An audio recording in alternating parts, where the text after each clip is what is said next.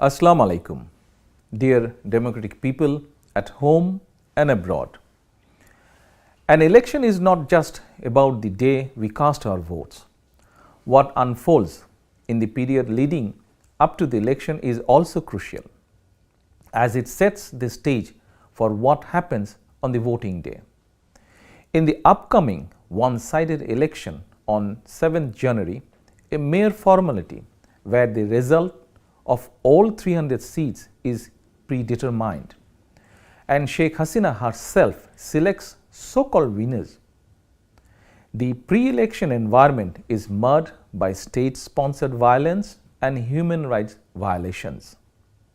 The fascist regime has used partisan members of law enforcement agencies, administration and the judiciary to suppress opposition activists and turned the election commission into a party affiliate.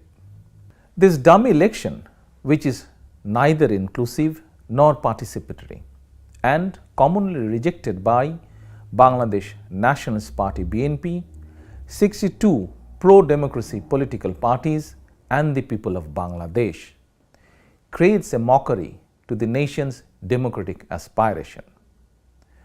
The intensity of Awami League's internal clashes and killings highlights that with or without political opposition or public participation, it's a party with violence ingrained in politics.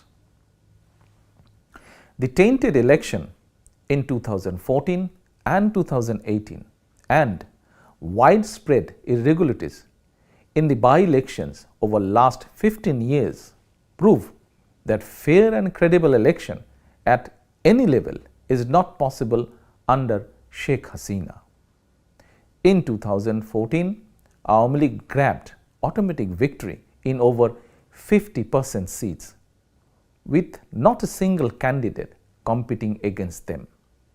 In 2018, the ruling party stuffed ballot boxes on the previous night, completing the election before it could formally begin.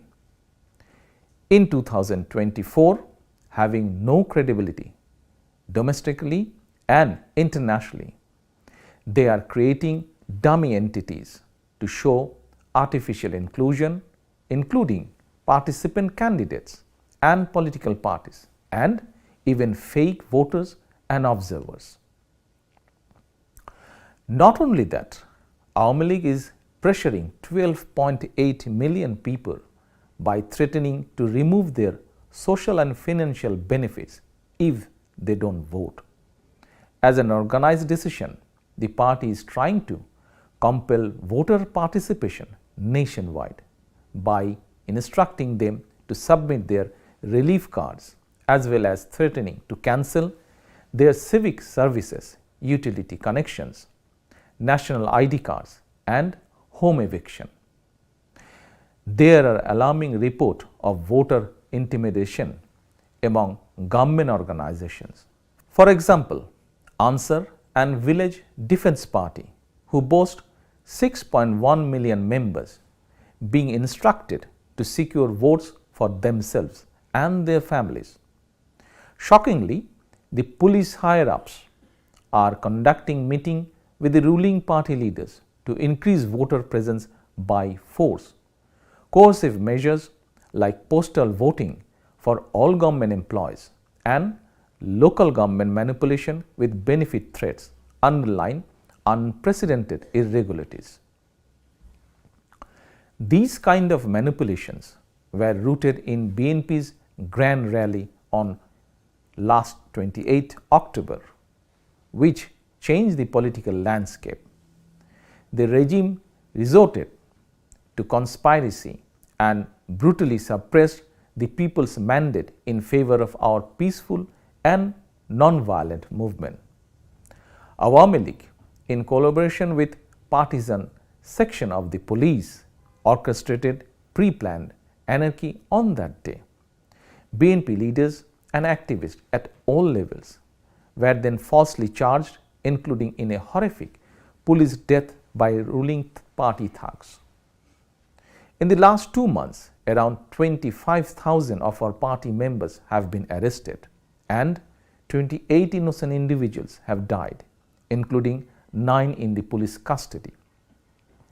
These brutalities are based on the regime's self-inflicted and sabotage violence, such as targeted assaults on buses, trains and private establishments, causing the loss of lives and damages to assets.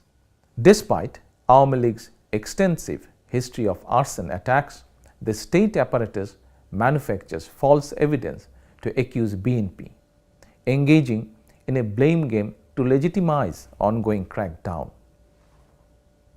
I am providing just 2 examples among thousands to underline that there is absolutely no substance in the politically motivated cases against our party's 5 million members and every democratic activist from every aspect of society who have challenged the government in some way.